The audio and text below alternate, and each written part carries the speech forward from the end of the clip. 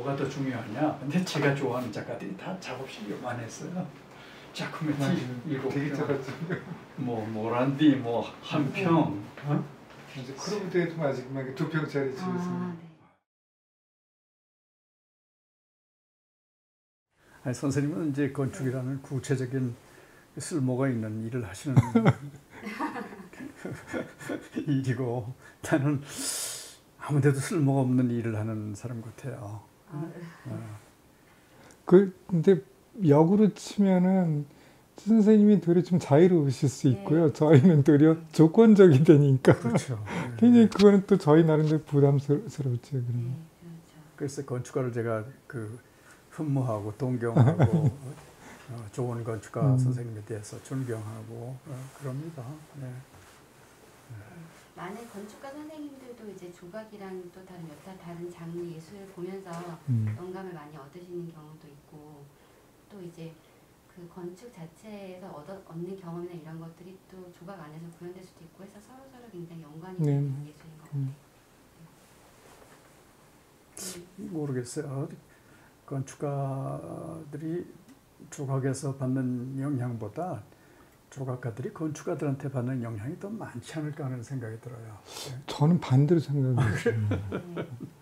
제 자신도 특히 이제 회화나 조각에서 받는 그 굉장히 강한 어떤 방향 같은 것들을 책에 굉장히 많이 얻거든요. 도리어 건축을 통해서 얻는 것보다 저는 굉장히 많이 영감을 갖다가 특히 조각 작품들을 보면서 굉장히 많이 얻거든요. 그다음에 또 뭐 방향도 그렇고 내 자세를 다시 추스리는 어떤 그런 역할로 저는 굉장히 많이 이제 보고 있습니다.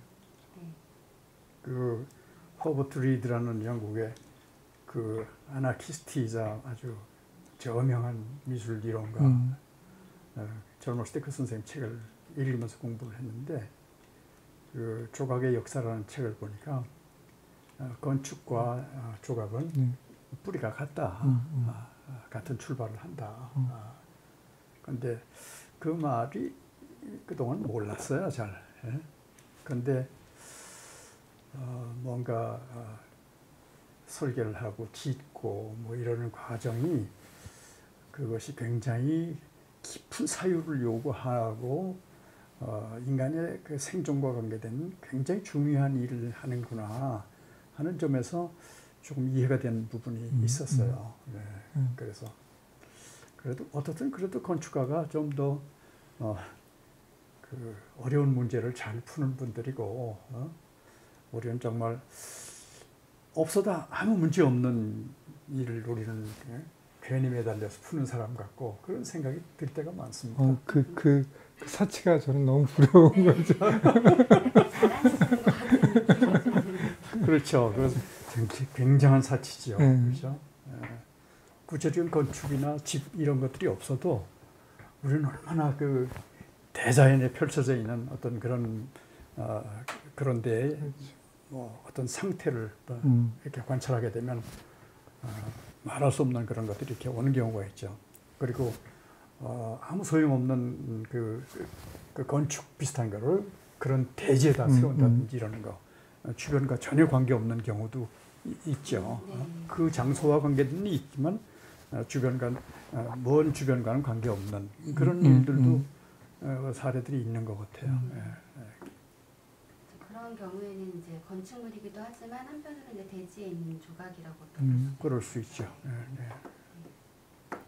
이티오피아의 뭐 예를 들어서 평지에 그 안반 지역을 깎아 들어가서 십자 성당을 만들어낸 거 멀리서 보면 안 보이는 거죠. 그 주변에 어떤 교회나 건물도 없는데 가까이 가보면 거기에 십자가가 있네. 그 땅이 파져 있는 거죠. 땅이 파져서 교회가 만들어져 있다. 그걸 말씀하시네요. 저도 그 이미지를 가보지는 못했는데 그 이미지를 보는 순간 그게 사실은 이제 종교 건축이잖아요. 근데 그거를 건축이라고 부를 수 있다는 그 자체가 저한테는 너무 충격이었어요. 너무 충격이었어가지고 그 차 있고 비어져 있는데 그게 그 단순한 비움 한 가지를 가지고 이렇게 상징적일 수가 있구나 뭐 이런 사고. 건축이 가지고 있는 딜레마 중에 가장 큰 거가 너무 얘를 그냥 오브제로 보는 거예요.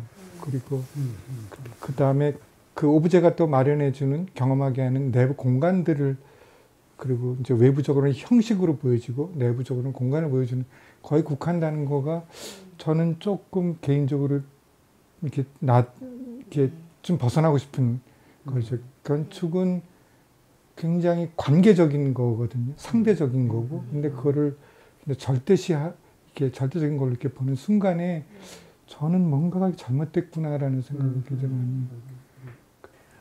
제가 선생님 말씀에 꼭 하나 더 붙였으면 좋겠다 하는 생각이 있었는데, 그 터키에 가면 그 카파도키아라고 돌산이 있는데 거기 파고 들어가서 뭐 살림도 하고 지금도 사는 사람들이 있어요. 거기 조그맣게 굴을 파고 뭐 성당도 만들고 개인 성당도 만들고 이렇게 해서 지금도 남아있고 관광 코스가 됐는데, 그건 멀리서 보면 틀림없이 조형적인 일이에요. 건축적인 일이고 또 조각적인 일이에요. 그런데 거기서 멀지 않은 대린구유라는 곳이 있는데 거긴 평지예요. 평지인데 어느 출입구를 들어가면 지하로 들어가요. 지하로 들어가면서 옆을 만지면서 들어가요. 그래서 거기에서 살던 사람들이 그 임시에 꽤 오랜 임시 기간 동안 살던 사람들이에요. 왜냐하면 거기가 농경지인데 밀밭이 아주 좋은 곳인데 거기에 농사가 잘 되면 이제 그 적군들이 쳐들어와서 그걸 이제 점령한다고요. 그러면 그 농사 짓던 사람들이 다 도망을 가야 되는데 갈 데가 없으니까 땅속으로 도망가는 거예요. 그래서 땅속 어디까지 파고 들어가냐면 저 아래 지하수 있는 데까지 파 들어가요. 그러니까 여기저기에서 임시로 거기서 이제 상당 기간을 이제 지내는 거죠. 저는 그것도 하나의 건축 행위라고 봐요. 그건 생존을 위한 건축이죠. 그게 건축이죠, 진짜. 그러니까 세상에 규정할 만한 그 개념은 없다. 이런 생각이 들어요. 그래서 이거 참 우리가 생각을 뭘 고착하기만 하면 그게 넉넉하고 개방된 생각은 아니구나 하는 그런 생각을 해봅니다. 네.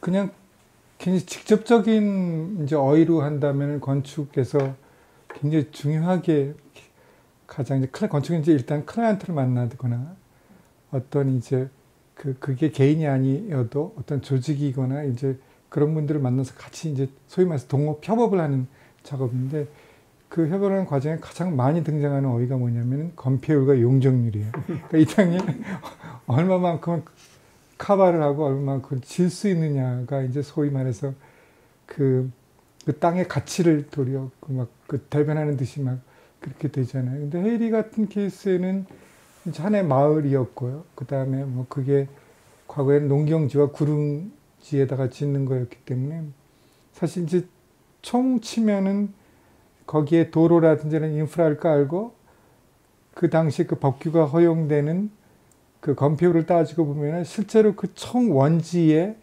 실제로 건물이 들어갈 수 있는 면적은 한 20%밖에 안 되는 거예요. 근데 사실 이제 80%가 이제 지어지지 않는 걸로 남겨져야 되는데 굉장히 많은 분들이 20%에만 관심이 있는 거예요. 그러니까 이걸 뭐 어떻게 짓겠느냐. 근데 저희는 그때 생각했더니 그럼 나머지 80% 진짜 헤이리의 원 모습이라고 하는 나머지 것에 대한 어떤 제안을 도리어 역으로 이제 그 가시적인 그저 형태에 대한 제안보다 나머지 것에 대한 그 약속들을 갖다 어떻게 했으면 좋겠다를 이제 보여준 거기는 해요.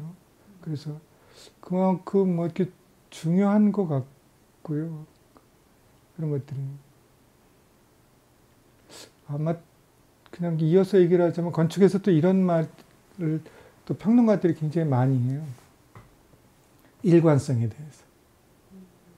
그리고 그 평론가들이 말씀하신 거 잘 들어보면 그 일관성을 대부분 다 좋아하시는 투야. 근데 저는 반대입니다. 그 일관성 되게 싫어요. 그거는 이제 아까 사유에, 그죠? 그 이유로 생각하는 그 생각에서 일관성은 소중한데 그 형태적으로 일정하게 나오는 거는 뭐 프로그램이 어땠든 그 장소가 어땠든 간에 그걸 동일하게 풀어내시는 분들이 있어요.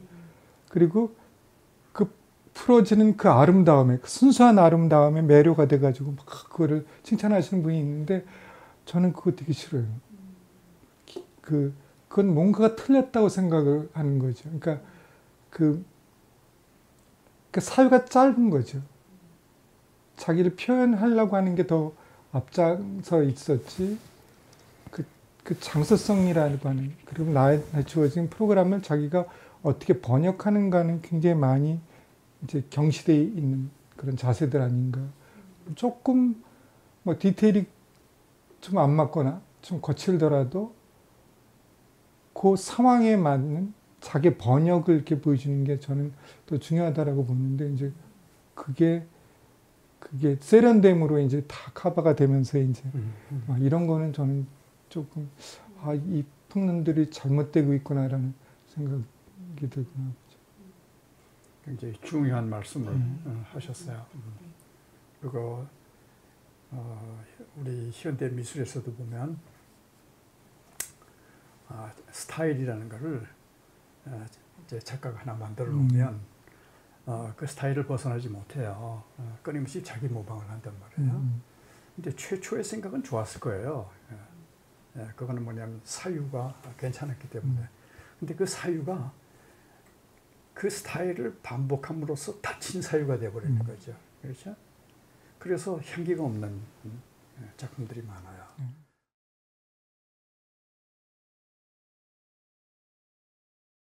우리가 굉장히 시각 오리엔트된 사회에 살고 있는데 나머지 그 감성들에 대한, 그게 이제 결국엔 우리가 인지하는 그 필터들이 되고 그걸 통해서 들어오는데, 나머지 것들은 되게 무시가 되고 이제 가장 이제 시각적으로 오리엔트된 이제 세상에 살고 있잖아요. 그래서 나머지 감각들에 대한 그 중요성, 아니면 그 독립성, 아니면은 도리어 내가 느끼고 지금 내가 단정을 지었던 모든 것들이 이게 잘못된 게 아닐까, 최소한도 그런 질문을 할 수 있게 하는 사실 그런 거인 것 같거든요.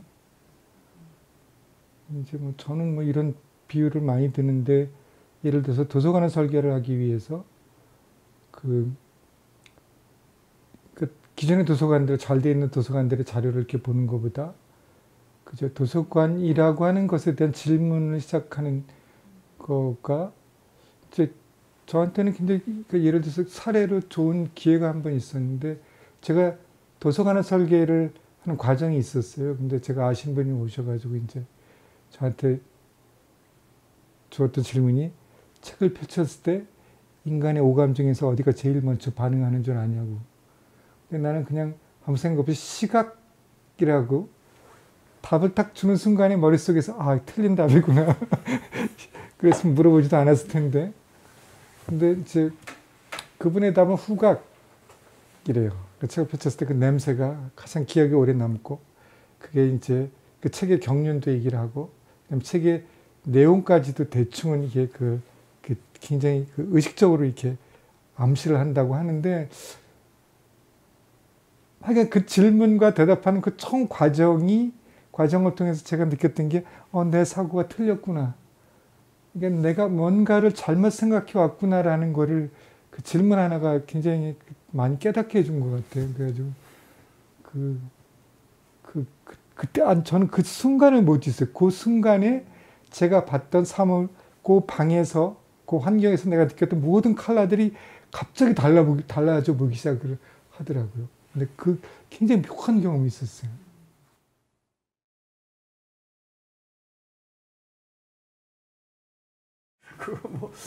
어려서부터 생육사적으로 몸에 배인 거겠죠. 그게 우리가 자연으로부터 유리되지 않고 살았던 그 시기였으니까. 그러니까 도시에서 살지는 않았으니까 제가 어려서. 그래서 몸에 그게 이제 배어 있어요. 땅과의 관계.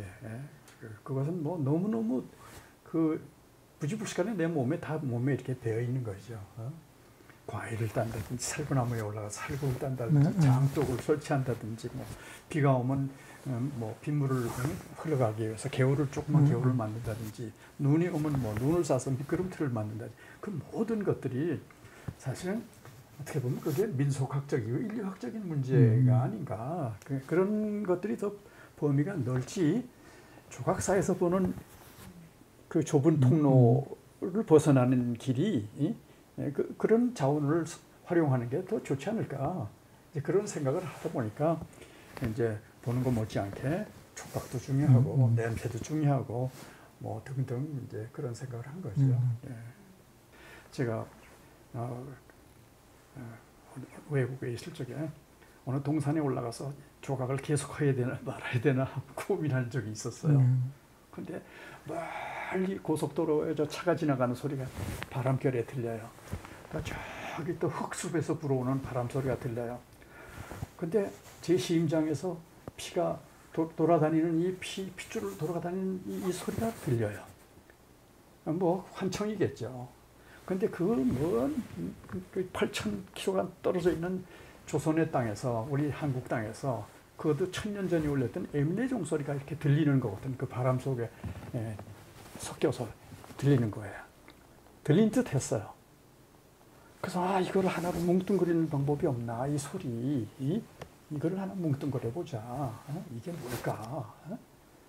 그래서 이제 흙덩어리를 길게 굴려서 나중에 그 이후로 5년 후에 나온 작품인데 그래서 먼 것으로부터 오는 소리 이런 말을 했어요.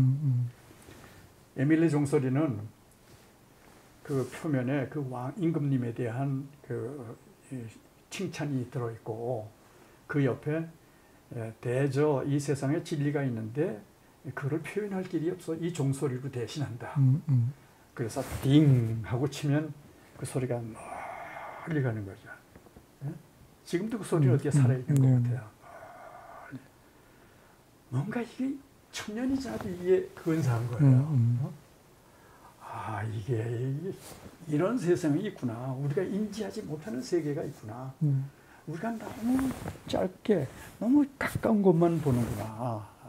그런 생각을 하면서 소리라는 건 공간인데 그 공간이 어마어마하게 기본적인 조건이구나. 유럽의 어느 수도원을 갔더니 수도원의 이쪽 해랑에서 제 친구가 하고 저는 돌아다녔어요. 그랬더니 한참만에 그 소리가 돌아와서 이렇게 들리는데 전혀 다른 소리를 듣는 거예요. 이게 뭐냐 이 공간이라는 것은. 그러니까 공간이 참 무궁무진하구나. 우리 어머니 뱃속에서 작은 공간 속에서 살았지만 그때도 이미 널브러져 있는 공간이었다. 비록 작았지만 그 우리 세상에 나와서 보니까 널브러져 있는 공간인데 공간을 너무 작게 사용한다. 그래서 저는 이것이 널브러져 있는 공간이라는 게 뭘까? 그러고 보니까 아시아의 사유체계 속에서 그런 거를 아주 텅 빈 공간이라고 하고 그것이 기가 차 있다. 바로 그것이 우리가 호흡하는 세계다. 그러니까 우리 사이먼 선생이 얘기했던 것처럼 아시아 사람들은 보이는 것보다도 보이지 않는 것을 더 중요시합니다. 그러니까 시각 중심주의가 이 사람은 아니다. 이렇게 이제 얘기했던 바가 이제 그런 논지라고 봐요. 저는 아까 천 선생님 그 작은 작품 가지고 오셔가지고 그거 싸가지고 오셔가지고 풀러가지고 거기다 탁 놓는 순간에 어떤 생각 들었었냐면 그 행위가 되게 충격적이었어요. 근데 그게 이제 그 조건을 설명하시기 위해서 이제 이쪽에 놓을 수도 있고 저쪽에 놓을 수도 있는데 이게 그 관계 속에서 이게 생명력을 갖는 그런 조그만 제스처였었잖아요. 근데 그냥 그때 들었던 생각이 제가 그 순간에 얻었던 게 참 많았던 것 같아요. 그 순간에. 그러니까 뭔가 내재되어 있는 본질들은 어디나 있는 것 같아요. 근데 그게 정해지진 않고 시간과 장소에 따라서 변하기는 하는데 하여간 우리의 기억력을 갖다가 이렇게 툭 건드릴 수 있는 뭔가가 내재되어 있는 건 있는 것 같아요. 항상. 걔는 또 시간과 장소에 따라서 변할 수 있는 것도 있지만 시간과 장소에 따라서도 안 변할 수 있는 게 있구나.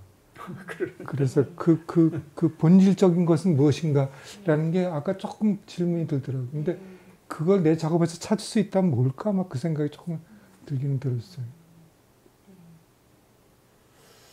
지금 굉장히 어려운 국면으로 넘어가는데 선생님 본질 말씀을 슬쩍 하셨어요. 근데 그 지금 본질 말씀하셨죠? 그 본질이 닫혀 있는 것이 아니고 그것도 열려 있다고 생각이 돼요.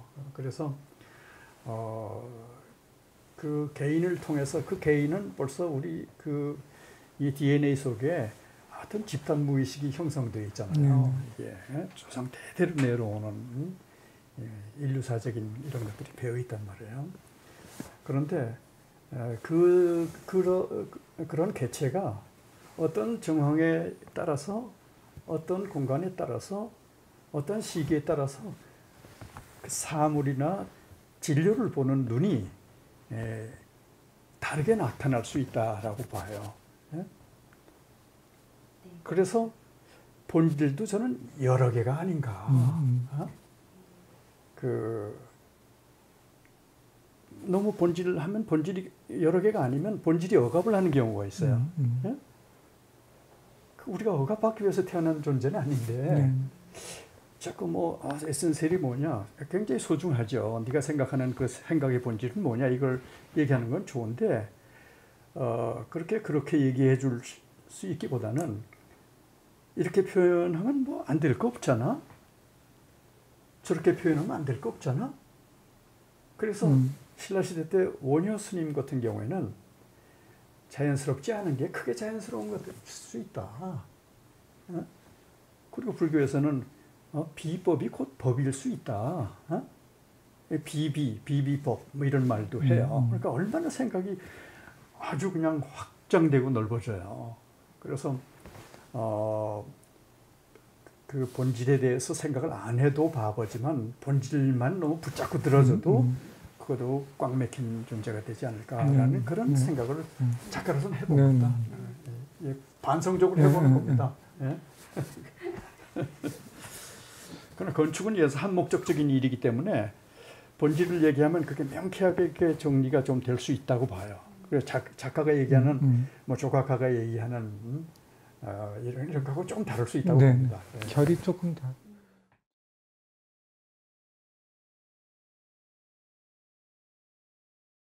이 컵 위에서 여기에 그냥 있을 때는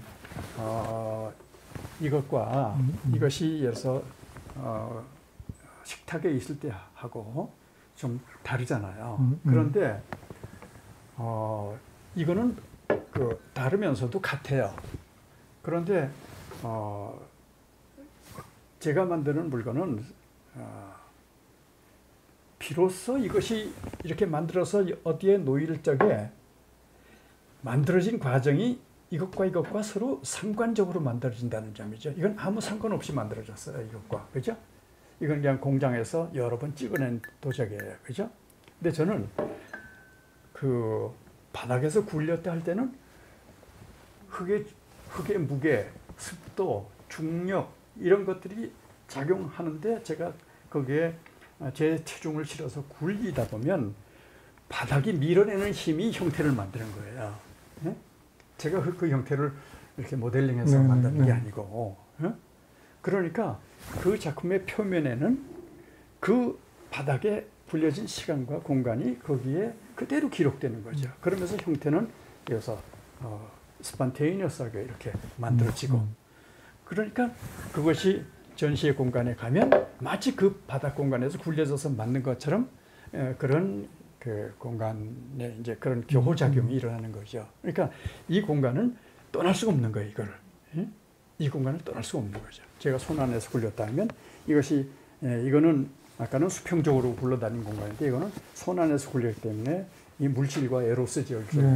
그런데 이렇게 하다 보면 이 손가락이 다 이게 여기 반영이 돼요. 그러면서 여기 움푹 파인 부분이 오목하게 이제 위로 올라오는데 그게 놓으면 그걸 이제 구워서 내면은 그것이 상향하면서 이렇게 올라가는 듯한 이런 큰 공기를 이렇게 흡수하는 듯한 그런 느낌을 갖는 거죠.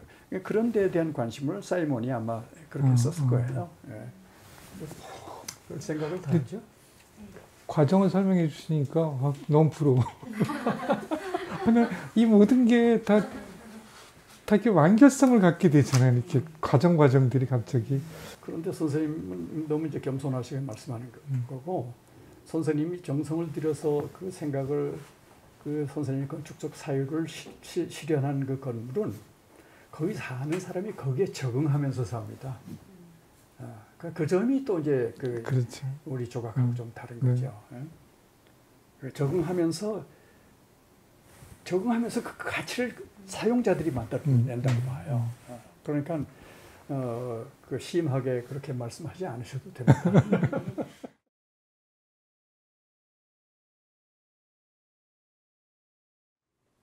뭐 저희 집에는 선생님이 말씀하셨던 마당이 있지. 아주 인데피니트하잖아요, 그거는. 그죠? 근데 거기에서는 유형의 일도 일어나고 무형의 일도 일어나고 매화가 지금은 매화가 없어졌는데 예전에 청매를 하나 사다 놨는데 날씨가 쌀쌀한데 깜깜한 밤인데 매화꽃은 피어 있는 거예요. 근데 마당에 나갔는데 매화 향기가 들리는 거예요. 매화는 안 보이는데 근데 그 뭐라 할까? 암향이라고 그럴까? 어두움 속의 향기죠. 후각. 몸이 그냥 춤을 추게 되는 거예요. 이게 뭘까? 이게 뭘까? 이게 뭘까? 이게 마당이 아니면 이게 가능하지 않은 거거든요. 그러니까 깜깜한 마당에 매화 향기가 진동을 하는데 몸이 가만히 있을 수가 없는 거예요. 이게 그래서 내가 좋은 시인이라면 시를 한 편 썼겠다. 이게. 근데 몸을 쓰는 조각가니까 그래 몸으로 좀 해보자. 이거는 영상으로도 남길 수 없는 거다. 그러면서 이제 그러고 나면서 이제 생각이 조금씩 거기서 또 이볼브해요. 그래서 제가 드로잉 같은 걸 보면은 여기 아마 2점 소개가 될 텐데 보통 우리는 스케치를 잘하잖아요. 이렇게. 근데 미술대학에서 봐온 스타일된 이렇게 된 거죠. 근데 느낌이 없어요. 그래서 오늘은 이만한 흑연 덩어리가 동그란 거 있는데 그 덩어리 가지고 그냥 종이 위에다가 아주 느리게 그리는 거예요. 그리는 게 아니고 그어가는 거예요, 그냥. 보시기에 답답하죠? 이렇게. 이렇게. 그래서 뭐 이렇게 된 선에 이제 겹침이 있어요. 그러니까 속도를 전혀 다르게 하는 거죠. 오늘날의 시대가 속도의 시대인데, 예? 그 속도를 완전히 빼버리는 거예요. 그러면 어떤 현상이 생길까? 그 일종의 질문이죠, 뭐. 그러니까 그것이 뭐 좋은 작업이라기보다는 그런 질문을 한 거죠. 그런데 그런 질문 속에서 내가 그때 암향 깜깜한 밤 속에서 내가 매화 향기를 받고 춤을 췄던 그 흔적이 이렇게 나오나? 그냥 일관성은 있는 거예요. 그런데 이렇게 드로잉을 하고 나니까 이게 눈과 손의 그림이 아니고 이게 손은 심장이 느껴지는 거예요. 이렇게. 심장의 그림이구나. 뭐 A3 정도 크기밖에 안 되지만 이 작은 크기가 이만한 비전을 우리한테 주는구나. 이런 것들이 굉장히 주관적으로 느끼는 그런 것들이죠. 근데 그런 것들은 시각적으로 볼 때는 뭐 아무것도 없네. 아마 심심하다 이럴 거예요. 눈 밝은 사람들은 이게 어떻게 나왔어? 질문을 해요. 건축에서 마당은요 가장 차밍한 단어이기도 해요. 그런데 이제 그렇기 때문에 지금 말씀하신 대로 이제 더 갇혀져 있기도 해요. 또 잘못 해석을 하면. 근데 이제 그걸 열어놓는 방법이 이제 작가마다 다 다른데 저는 뭐 이제 건축을 한 40여 년 했나요, 제가? 그러니까 경험으로 이제 대충 이렇게 맞는 스케일과 맞는 재료라는 거는 이제 감이 와요. 근데 이제 그 이상의 의미가 이제 무엇이 있을까? 그러니까 이제 경험에 대한 건데 사용자들이 그런 것들 많이 생각하게 되는 것 같아요. 근데 굉장히 조금 비슷했던 부분이 저도 이런저런 거 우리만의 마당을 위해서 고민을 할 때는 도면을 보거나 스케치를 하진 않아요. 저희 같이 일하는 사람들이 저보고 게으르다 그러는데 한 며칠은 일을 안 해요. 그리고 눈을 감고 있어요. 그럼 그때 떠올 답이. 그러니까 이게 저한테는 어휘가 소위 말해서 랭귀지, 그러니까 왜 하느냐가 중요한 거지. 뭐를 잘했다는 거는 별로 중요하지가 않아요. 그건 어찌 보면은 건방지지만 그만큼은 자신감이 있어요. 근데 뭐를 잘해야 될지를 모르는 거예요. 근데 그러니까 그래서 그게 더 중요하지. 잘한다는 것 자체만은 중요하지 않다는 걸 이제 조금 깨닫게 된 거죠. 뭐 어찌 보면은 비슷한 건데 이제 젊었을 때는 이제 계속 새로운 걸 추구했던 것 같아요. 그러니까 뭐 그때 글 쓴 거 보면 나는 내 자신을 복제하지 않는다서부터 계속 다른 작업들 다 지나고 나니까 아, 새로운 것은 존재하지 않는구나 이런 걸 깨닫게 된 거예요. 그래서 그 찾아야 될 필요가 없는 거를 이제 깨닫게 된 거예요. 근데 그게 그 가르침이 저한테는 되게 컸어요. 굉장히 컸어요. 그래가지고 중요한 말씀입니다. 그 다음부터 눈을 감으려고 많이 해요. 네. 좀 조금 게을러지려고 하는 거죠. 그러니까 뭐 그 말씀 아주 중요한 안더라인 할 만한 말씀인데 새로움 하다 보니까 우리는 전부 다 후시적인 인간이 돼 버렸어요. 예시적인 인간이 돼야 되는데 맨날 뭐 유명한 건축 잡지, 조각 잡지, 미술 잡지 보고 다 알아. 너무너무 많이 알아. 옵션이 너무 많으면 자아가 없어져요. 자신의 판단이 없어져요. 그러니까 새로움의 충격이라고 해서 1960년대에 나온 미국의 미학이 있죠. 그건 신자본주의의 미학이라고 봐요. 근데 그것이 하나도 desirable, possible하지 않단 말이에요. 인간 세상에, 그죠? 그리고 얼마나 순식간에 사라지는 게 너무 많아요, 그죠?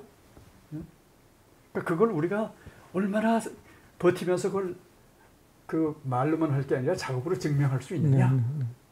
그 증명 못하면 이 말은 힘이 없어요. 그냥 그렇게 소름 끼치는 일이죠. 잠이 안 오는 일이죠. 그런 사실 새로움이라는 것은 인간들이 발명해낸 하나의 발명품이에요. 근데 그것보다 조금 더 우리를 억압하지 않는 용어가 뭐가 없을까? 그게 아마 선생님도 생각을 하시라고 봅니다. 네.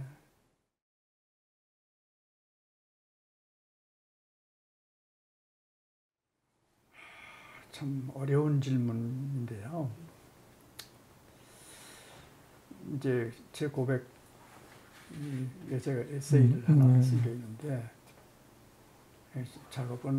나에게 작업은 과정이고 어둠이고 계기다. 그렇게 썼어요. 아마 이 선생님이 읽으셨을 거예요. 작업 앞이 안 보이죠. 네.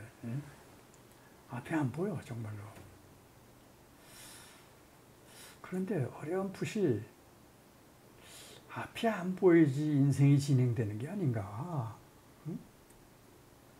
우린 철길을 달리는 기차가 아닌 것 같아요. 응? 철로는 길이 있어가지고 거기 시작을 하면 계속 뭐 부산까지 가고 목포까지 가는데 그 관성에 의해서. 근데 작품의 세계는 그렇지 않은 거 아닌가? 그 추동하는 힘은 어디서 오는가? 나 작업을 하는 추동하는 힘은 어디서 오는가? 내가 계속 깜깜한 어둠 속에서 헤어나올 수 있을까? 근데 그것이 나에게 뭘 의미하는가? 그러면서 이제 그런 것이 해결이 될 수 있을까?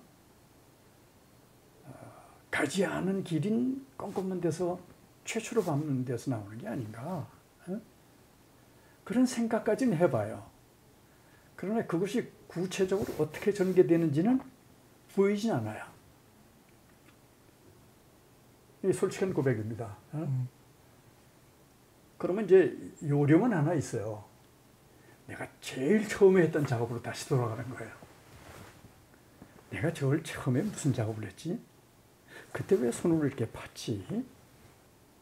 그것이 어떻게 발전돼 나왔지? 그러니까 그걸 반성적으로 이제 다시 한번 이제 귀납적으로 한번 다시 보긴 합니다. 그렇다고 해서 그것이 뭐 뾰족하게 길을 열어주진 않아요. 길은 없는 것 같아요. 근데 그렇게 주장할 만한 길은 없어요. 저는 오늘 너무 중요한 단어를, 귀절을 지금 듣고 가는 것 같아요. 앞이 안 보일 때 계속 갈 수 있다. 너무 저한테 지금 딱 필요한 말인 것 같아요. 그래서 근데 역으로 생각하잖아요. 보통 앞이 안 보이면 중단을 해야 되는데 너무 멋진 말이신 것 갑자기 내가 용기를 너무 얻은 것 같아요. 그 얘기 듣고. 저는 뭐 이제 규정해 놓은 거는 없지만은 그냥 기억을 되살리고 싶은 경험을 이제 사용자들한테 주고 싶은 거는 있어요. 이제 한 40여 년의 건축 작업 끝에 이제 그나마 내렸던 이제 조그만 이제 목표는 이제 그런 건데, 공간에 들어갔을 때 멋진 공간 뭐 이런 거보다 공간에 들어갔을 때 아 이거 이런 게 있었지, 근데 내가 왜 잊고 있었지를 다시 한번 가르쳐 줬으면 좋겠다, 뭐 이런 건데, 이제 그러면 되게 만족스러울 것 같아요. 그게 이제 제가 말하는 싸늘함인데, 뭔가가 이제 사고가, 그러니까 내 육신이 거주하는 공간보다 사고가 거주할 수 있는, 기억이 거주할 수 있는 그런 경험들을 갖다가 이 사람들한테 주고 싶다. 이제 그런 거는 있죠. 근데 저희는 이제 항상 조건이 주어지니까 주어진 조건 속에서 그걸 어떻게 풀어낼지는 항상 숙제인 거죠. 숙제인 거죠. 근데 건축이 참 위대해. 내가 보면 건축한테 제가 영향받은 게 너무 많아.